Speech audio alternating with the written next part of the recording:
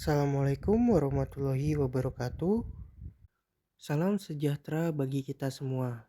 Dalam kesempatan kali ini, kami dari kelompok 1 yang beranggotakan Dedi Satriowibowo, Atria Agustina Pramesti, dan Najis Fadur Rahman akan menjelaskan tentang sejarah perkembangan retorika pada zaman Yunani dan Romawi.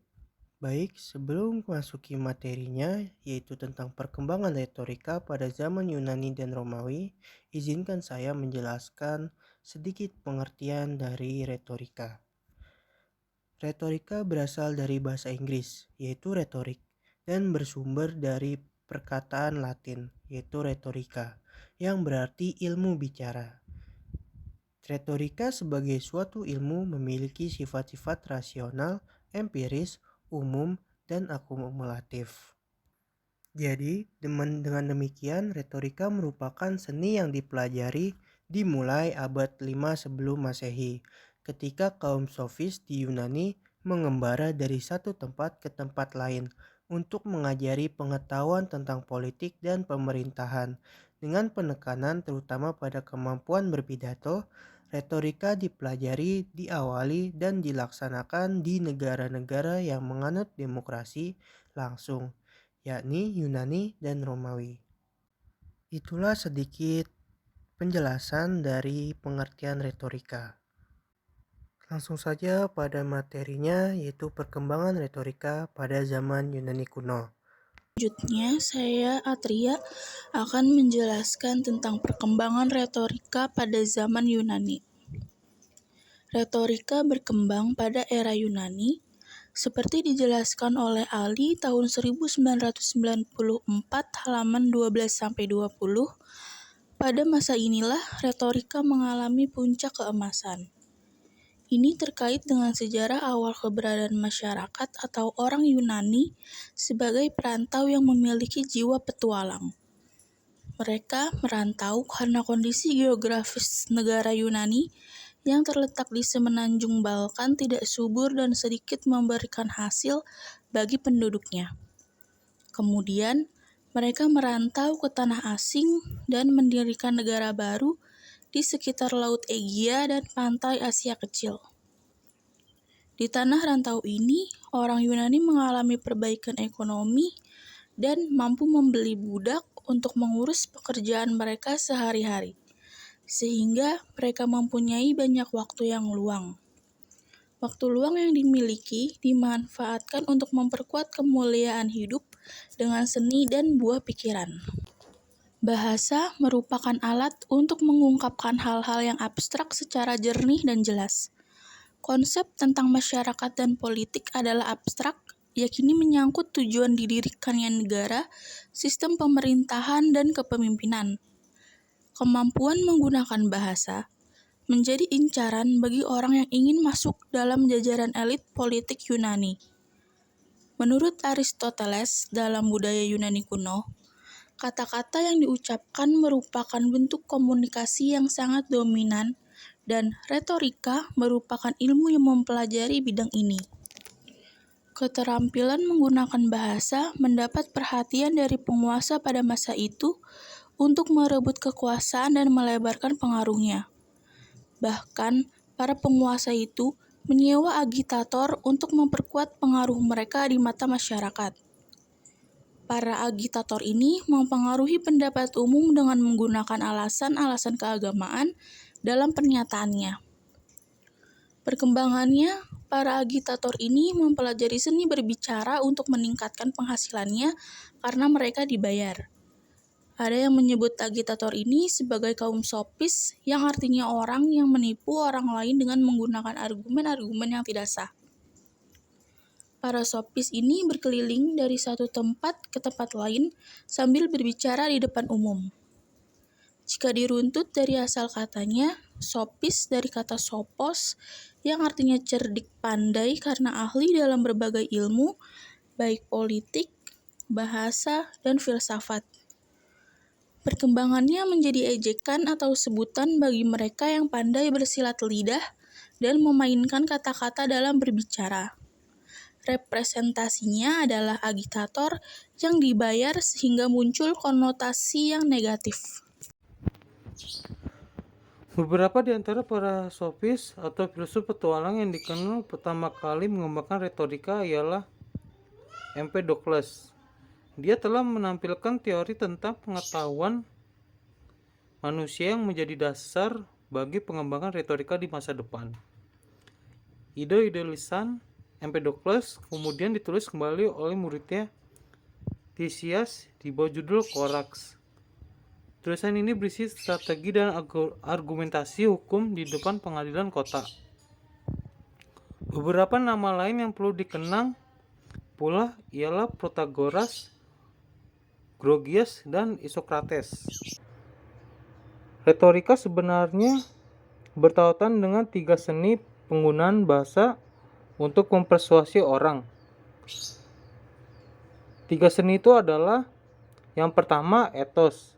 Etos adalah tampilan, karakter, dan kredibilitas pembicara yang dapat mempersuasi audiens sehingga mereka peduli dan percaya kepada pembicara. Menurut Aristoteles, penyampaian pidato oleh orang yang terpercaya akan lebih persuasif dibanding pidato seseorang yang kejujurannya dipertanyakan. Dikutip dari buku Teori Public Relation Perspektif Barat dan Lokal, Aplikasi Penelitian dan Praktik 2014 oleh Rahmat Kriantono. Kredibilitas sumber pembicara mencakup dua hal, yakni yang pertama, apakah komunikator bisa dipercaya untuk menyampaikan pernyataan sesuai realitas atau apakah yang disampaikannya juga dilakukan.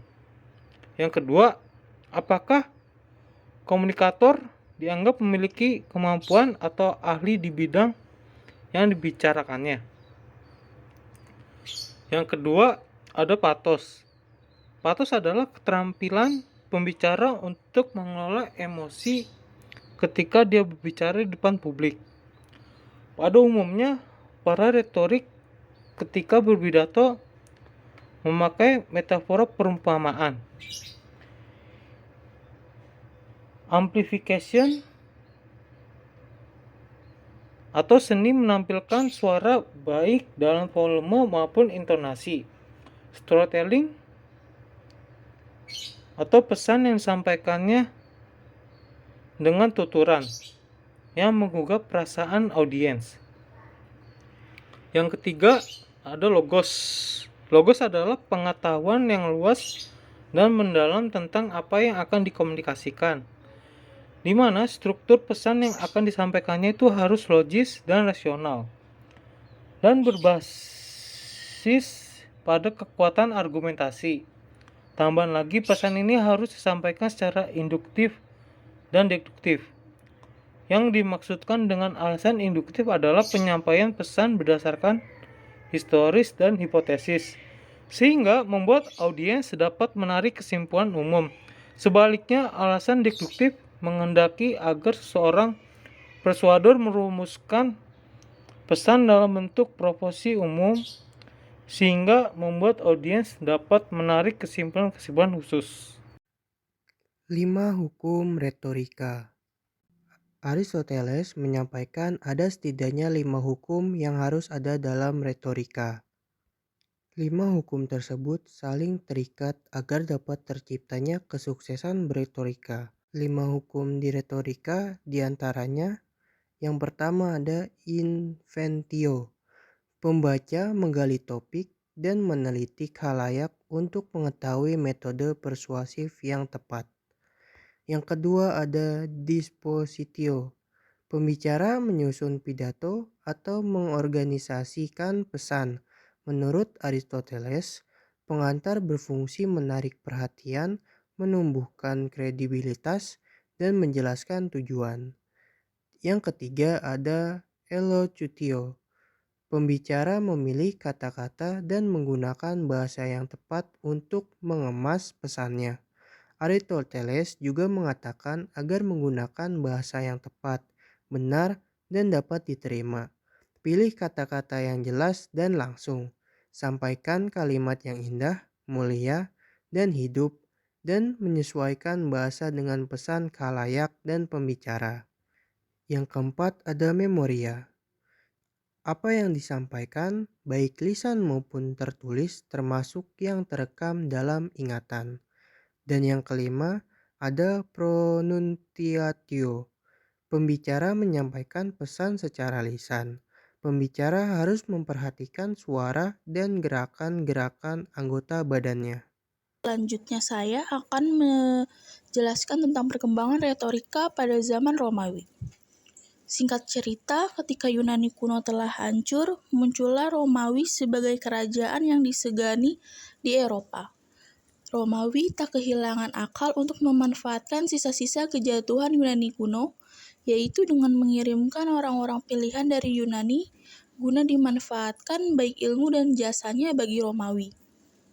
Livius Andronicus adalah seorang Yunani yang dijadikan budak belian bagi Romawi. Ia memiliki kemampuan yang baik dalam bertutur kata, sehingga dijuluki ahli retorika.